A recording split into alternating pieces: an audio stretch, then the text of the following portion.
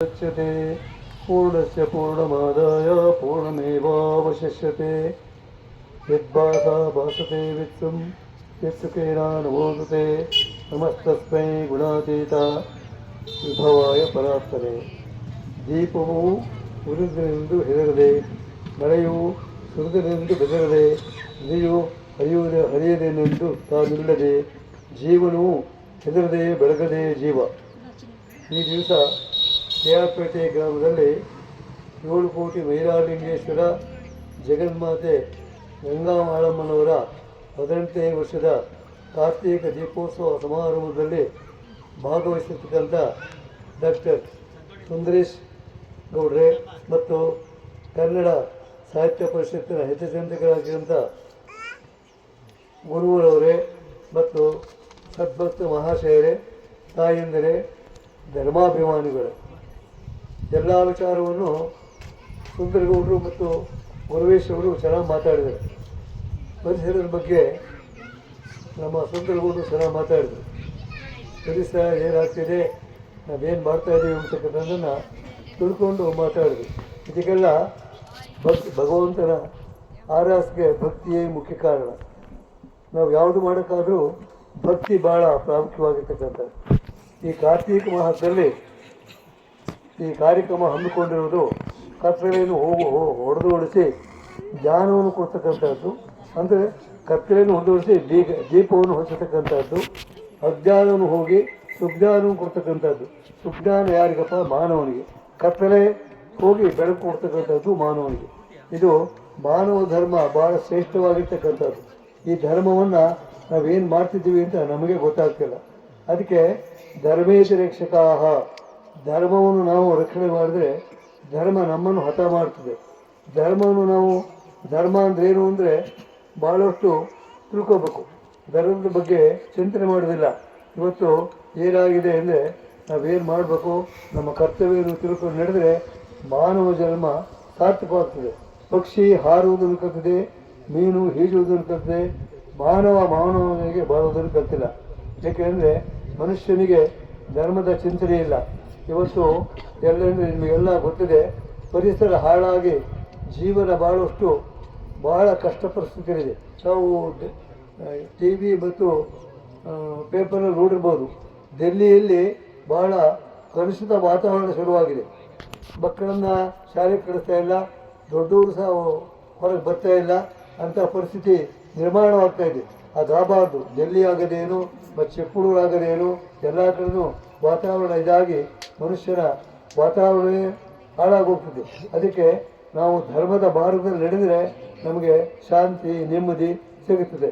ಏಕೆಂದರೆ ಒಮ್ಮೆ ಧರ್ಮರಾಯನ ಹತ್ರ ಮಹಾಭಾರತ ಯುದ್ಧ ನಡೆದಾಗ ಪಾಂಡವರು ಹೋದರು. ಹೋದಾಗ ಹೇಳ್ದ, ವಿಭೀಷಣ ನೀವು ಈಗ ಬಂದಿದ್ದೀರಾ ಅಂತೇಳಿ ಹೇಳಿದಾಗ ಅವನು ಹೇಳ್ದ, ಏನು ಆ ಪಾಪಿ ದುರ್ಯೋಧನ ಅನ್ನದ ಋಣ ನಾನು ಹಾಗೆ ಮಾಡ್ತಾನೆ. ದ್ರೌಪದಿ ಕೇಳಿದ್ರು, ಇವತ್ತು ಧರ್ಮ ಅಂತ ಹೇಳ್ತಿರಲ್ಲ, ಅವತ್ತು ನನ್ನ ಮಾನಭಂಗವಾದಾಗ ನಿಮ್ಮ ಧರ್ಮ ಎಲ್ಲೋಯ್ತು ಅಂತ ಕೇಳಿದ್ರು. ಆ ಪಾಪಿ ದುರ್ಯೋಧನ ಅನ್ನದ ಋಣ ನಾನು ಹಾಗೆ ಮಾಡ್ತು ಅಂತೇಳಿ ಇವನು ಹೇಳ್ದ, ಭೀಷ್ಮ. ಏಕೆ ಅಂತಂದರೆ ಆ ಮನುಷ್ಯನು ಏಕೆಂದರೆ ಧರ್ಮದ ಚಿಂತಕನಾಗಿದ್ದ. ಅವನು ಶರತ್ಚಂದ್ರದಲ್ಲಿ ಮಲಗಿದ್ದಾಗ ಇವರೆಲ್ಲ ಹೋದಾಗ ಆ ಮಾತನ್ನು ಹೇಳ್ದ. ಅದನ್ನು ನೀವೆಲ್ಲರೂ ತಿಳ್ಕೊಂಡು ನಡೆದರೆ ನಮ್ಮ ಜನ್ಮ ಸಾರ್ಥಕವಾಗ್ತದೆ. ಇದು ನಾವು ಪಶುಗಿಂತಲೂ ಕಡೆಯಾಗ್ತೀವಿ. ಏಕೆಂದರೆ ಇಂಥ ಮಹತ್ ಕಾರ್ಯಗಳನ್ನು ಮಾಡಬೇಕಾದ್ರೆ ನಾವೆಲ್ಲರೂ ಸಹಕಾರ ಕೊಟ್ಟು ಮಾಡಿದ್ರೆ ಸಾಧ್ಯವಾಗ್ತದೆ. ಏಕೆಂದರೆ ಅವ್ರು ಮಾಡ್ತಾರೆ ಬಿಡಪ್ಪ, ನಾವ್ಯಾಕೆ ಹೋಗ್ಬೇಕು, ಆ ಭಾವನೆ ಬರಬಾರ್ದು. ಇವತ್ತು ನಮ್ಮಲ್ಲಿ ಹಿಂದೂಗಳಲ್ಲಿ ಒಗ್ಗಟ್ಟಿಲ್ಲ. ಯಾಕಪ್ಪ ಅಂದರೆ ಇವತ್ತು ನೋಡಿ, ಅದೇ ಮುಸಲ್ಮಾನರು ತಾಳಿ ಪ್ರತಿ ಶುಕ್ರವಾರ ನಮಾಜಿಗೆ ಹೋಗ್ತಾರೆ, ಅದೇ ಕ್ರಿಶ್ಚಿಯನ್ ತಾಳಿ ಪ್ರತಿ ಭಾನುವಾರ ಚರ್ಚಿಗೆ ಹೋಗ್ತಾರೆ, ಅದೇ ಹಿಂದೂ ತಾಳಿ ಒಂದು ದಿವಸ ಬರೋದಿಲ್ಲ. ಎಷ್ಟು ನಮ್ಮಲ್ಲಿ ಇದಾಗ್ತಾಯಿದೆ. ಯಾಕೆಂದರೆ ಈಗ ತಾನೇ ಸುಂದರಗೌಡರಿಗೂ ಎಲ್ಲರಿಗೂ ಗೊತ್ತು, ವಕ್ಫ್ ಬೋರ್ಡಿಂದು ಭಾಳ ಗಲಾಟೆ ನಡೀತಾ ಇದೆ ಆಸ್ತಿ ಬಗ್ಗೆ. ಅದನ್ನೆಲ್ಲ ನಾವೆಲ್ಲರೂ ಯೋಚನೆ ಮಾಡಬೇಕು. ಅಂದರೆ ಜಾತೀಯತೆ ಮಾತಾಡೋಕೆ ಹೋಗೋದಿಲ್ಲ, ಧರ್ಮದ ಬಗ್ಗೆ ನಾವು ಹೇಳ್ತಾ ಇದ್ದೀವಿ. ಹಿಂಗಾಗ್ತಾ ಇದೆ, ಹಿಂಗೆ ಆಗಬಾರ್ದು. ನಾವೆಲ್ಲರೂ ಸಹ ಇದ್ರ ಬಗ್ಗೆ ಚಿಂತನೆ ಮಾಡಬೇಕಾಗುತ್ತೆ. ಮಾಡಿದರೆ ನಮ್ಮ ದೇಶ, ನಮ್ಮ ಜನ ಉದ್ಧಾರ ಆಗೋದ್ರಲ್ಲಿ ಸಂಶಯ ಇಲ್ಲ. ಯಾಕಂದರೆ ಇವತ್ತು ಇಂಥ ಶುಭ ಸಮಾರಂಭದಲ್ಲಿ ಭಾಳಷ್ಟು ಜನ ಭಾಗವಹಿಸಿ ಕೇಳಿದ್ರ, ಭಾಳಷ್ಟು ಜನ ಹೆಣ್ಣುಮಕ್ಕಳು ಸಹ ಬಂದಿದ್ರ. ಇವತ್ತು ಏಕೆಂದರೆ ಪ್ರತಿಯೊಬ್ಬರೂ ಸಹ ತಿಳ್ಕೊಂಡು ನಡ್ಕೊಂಡು ಹೋಗ್ಬೇಕು. ಇವತ್ತು ಮಕ್ಕಳಿಗೆ ಸಂಸ್ಕಾರ ಇಲ್ಲ, ಆ ಸಂಸ್ಕಾರ ತಪ್ಪಿ ಹೋಗ್ತಿದೆ. ಇವತ್ತು ಏನಾಗಿದೆ ಅಂದರೆ ಈ ಇಂಗ್ಲೀಷ್ ಶಾಲೆಗಳು ಸೇರಿ ಅಂಕಲ್ ಮತ್ತು ಇದು ಏನು ಫಾದರ್ ಮದರ್ ಅಂತ ಬರ್ತಾ ಇದೆ. ಕನ್ನಡ ಶಬ್ದ ಬರ್ತಾ ಇದೆ, ಕನ್ನಡ ಬರ್ತಾ ಇಲ್ಲ, ಇಂಗ್ಲೀಷ್ ಬರ್ತಾ ಇದೆ. ಏಕೆಂದರೆ ನಮ್ಮ ಮಕ್ಕಳಿಗೆ ನಾವು ಏನು ಎಳೆಯ ಮಕ್ಕಳಿಗೆ ನೀವು ಏನು ಬೋಧನೆ ಮಾಡ್ತೀರಾ ಅದು ಬರುತ್ತೆ. ಅಂಕಲ್ ಡ್ಯಾಡಿ ಎಂಬತಕ್ಕಂಥ ಶಬ್ದ ಬರ್ತದೆ, ಅದು ಆಗಬಾರ್ದು. ಕನ್ನಡ ಕನ್ನಡ ಅಂತೇಳಿ ಸರ್ಕಾರ ಬಹಳಷ್ಟು ಒತ್ತಾಯ ಮಾಡ್ತದೆ.